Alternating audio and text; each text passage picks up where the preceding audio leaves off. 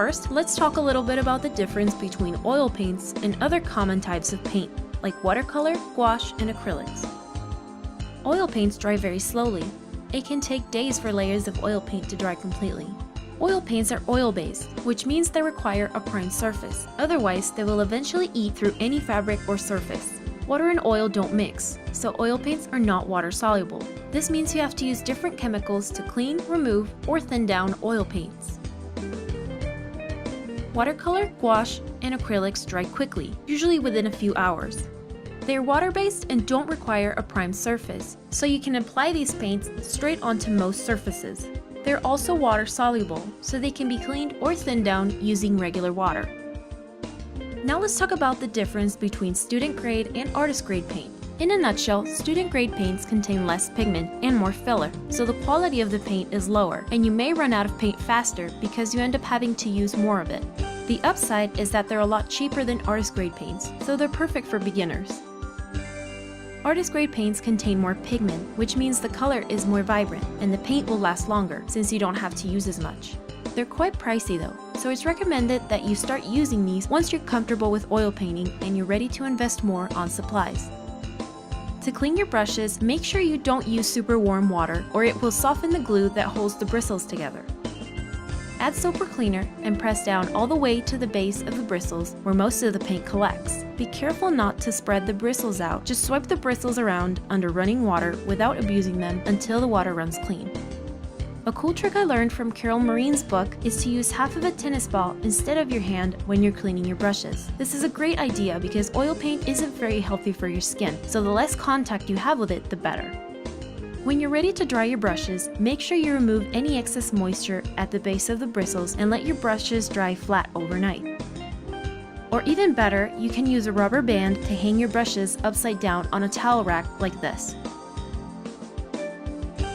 This will help your brushes last longer. There are lots of palette options out there. You can use palette paper on its own. It's disposable and easy to use. I like to use this Tupperware with the palette paper pad inside, so I can seal my palette and keep my paints from drying overnight. Once I'm ready for a clean palette, I just remove the old one and toss it.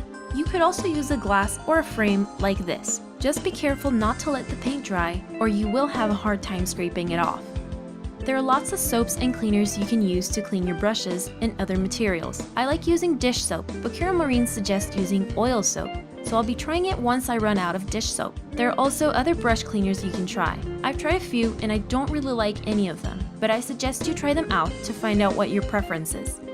Thinners and solvents can be used for different things, like thinning down the paint, rinsing out your brushes as you work, and removing wet paint from a surface. There are many options out there, some more toxic and flammable than others. I highly recommend you do your research before you choose one to make sure the product meets your specific needs. Mediums are used to speed up or slow down the drying process. They can also add a matte or glossy finish or add texture to the paint. There are so many different mediums, I can't list them all, but if you're wondering what something is for, usually the label will explain what it is and what it does. Otherwise, you can talk to someone that works at a local art store or do some research online for more information. You can pretty much paint on any surface with oils as long as it's primed. You can find lots of pre-made painting surfaces like stretch canvas, canvas board, wood panels, and so on at art stores. Or you can make your own for a lot cheaper and a little bit more labor. To prime a surface, all you need is gesso and a large brush. I'll be showing you how to build painting surfaces and how to prime them in future videos. I keep my thinner in a glass jar. I really like the silicone brush cleaning tank because it comes with a coil inside, which makes rinsing my brush out very easy when I'm working. If you're on a budget, you can use a mason jar or any kind of recycled glass jar with a sealable lid. So creepy. Hi! So I have a few more things that you should probably keep in mind if you're gonna start painting with oils. So first thing, make sure you have good ventilation in your room. When you work with oil paints, you work with a lot of chemicals and things that have fumes and they're not very healthy for you. So just make sure your painting room has good ventilation. Try not to leave your brushes with paint on them overnight because the paint will dry and it'll make your bristles really hard. If that does end up happening, you can soak it in solvent or cleaner for a few hours, but if you do this a few times, you'll end up ruining your brushes. So be careful with your brushes. Try to treat them well and clean them after you're done painting. Oil paints are really hard to clean, so make sure you wear an apron or wear a t-shirt that you don't really care about. I always end up getting some kind of paint or gesso on my stuff and then I can't wear them anymore. I suggest that you use rags to clean your brushes instead of paper. The rags just hold it better. You should also use rags to wipe your hands when you're working. Make sure that you're wiping your hands and washing them if you get a lot of paint on them. You don't want to dump your solvents or thinners down the drain once you're done using them, once they're like gunky and dirty. You can collect it in a separate jar or a separate metal can.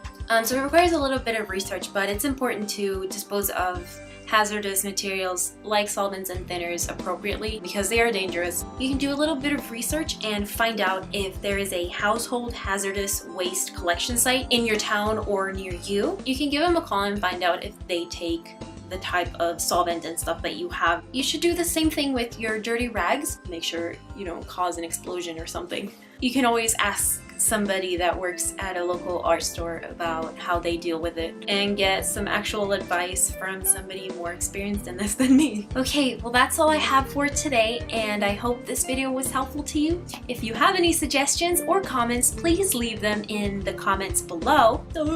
And if you like this video, please give it a thumbs up and subscribe to my channel for a lot more tutorials and fun stuff to come very soon. Thanks for watching. Bye!